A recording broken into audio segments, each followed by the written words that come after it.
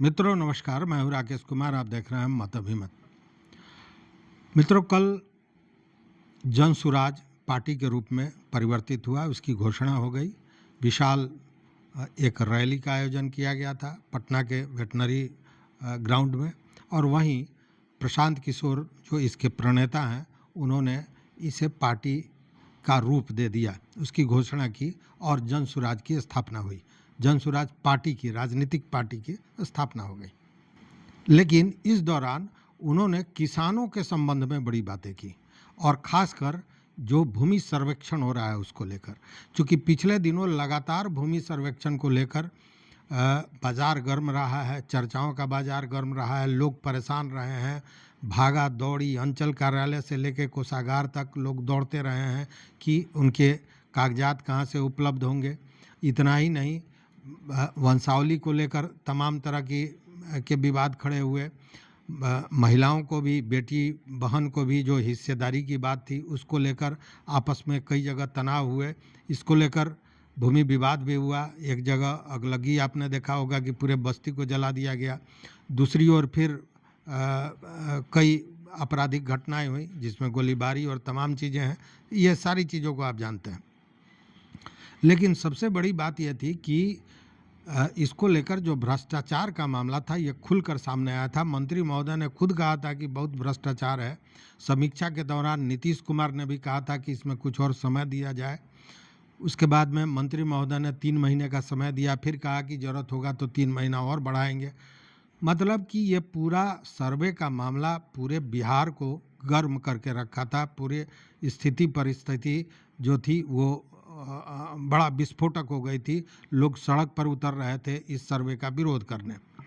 इसी दौरान कल जब भाषण दे रहे थे, जब लोगों को संबोधित कर रहे थे प्रशांत किशोर जी, तो उन्होंने इसकी चर्चा की। उन्होंने कहा कि किसान परेशान हैं और जो नीतीश कुमार हैं एक ये नया चीज़ रोप दिए हैं, इस सर्वे करवा रहे हैं। और सर्वे क्या करवा रहे हैं कि घर घर गोली चलवा रहे हैं। अपना खतियान निकालने के लिए 2-2 हज़ार 4-4 हज़ार रुपया देना पड़ता है। एक सीओ और डीसीएलआर जब से ये सर्वे शुरू हुआ है तब से 50 लाख से 1 करोड़ रुपया वसूल चुका है। उन्होंने कहा कि सर्वे जो हो रहा है इससे ज़्यादा ज़रूरी भूमि सुधार होना चाहिए। भूमि सुधार के लिए जनसुराज संकल्पित है और वो भूमि सुधार करेगा। उन्होंने कहा कि सरकार को पता ही नहीं है कि ज़मीन का मालिक कौन है, और उसके पास रजिस्टर 2 भी नहीं है कि किस ज़मीन की कौन मलकियत है। तब अब वो आप ही लोग से पूछ रहा है। उन्होंने जनता को संबोधित करते हुए कहा कि सरकार के पास कोई खाता खतियान नहीं है, अब आप ही से पूछ रहा है कि बताइए कि आपका कौन कौन सा ज़मीन है।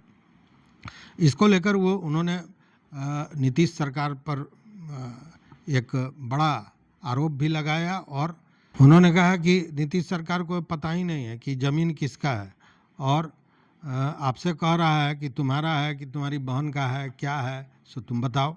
उन्होंने जनता को ये आगाह किया कि देखिए यही नीतीश कुमार है, और ये जो इतने दिनों से जो ये समाजवाद की बात होती है और समाजवादी सरकार रही है, तो किसानों का हालात, किसानों की स्थिति क्यों नहीं सुधरी है।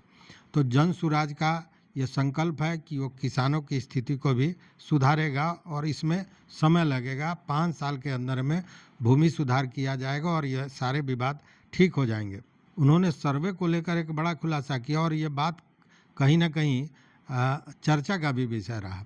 चूँकि बीच में भी आप देख रहे होंगे कि ये हो रहा था कि ये जो सर्वे नीतीश कुमार करा रहे हैं ये सियासी खेल है, राजनीतिक खेल है। इसलिए कि सरकार चाहती है कि जो सरकारी ज़मीन है, जो गरमजरुआ आम है, खास है और इस तरह के ज़मीन है, कैसरे हिंद है, इन ज़मीनों को वो सरकार चिन्हित करके अपने पास ले ले और चुनाव के पहले जो भूमिहीन है उनको दिया जाए।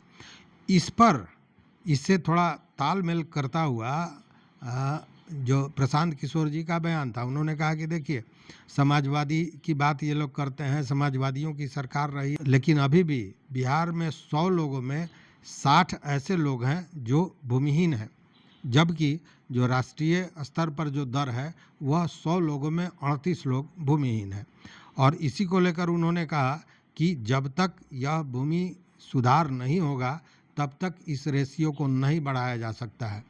मतलब भूमि सुधार की बात वो कर रहे हैं, वो सर्वे की बात नहीं कर रहे हैं, चूँकि उनका ये कहना है कि सर्वे के लिए सरकार के पास खुद अपना खाता खतियान नहीं है, तो वो लोगों से डिमांड कर रही है और इसमें यह अव्यवस्था फैल रही है। साफ कहा कि जनसुराज का मानना है कि जब तक भूमि सुधार नहीं होता है तब तक किसानों की स्थिति को, परिस्थिति को बेहतर नहीं बनाया जा सकता है।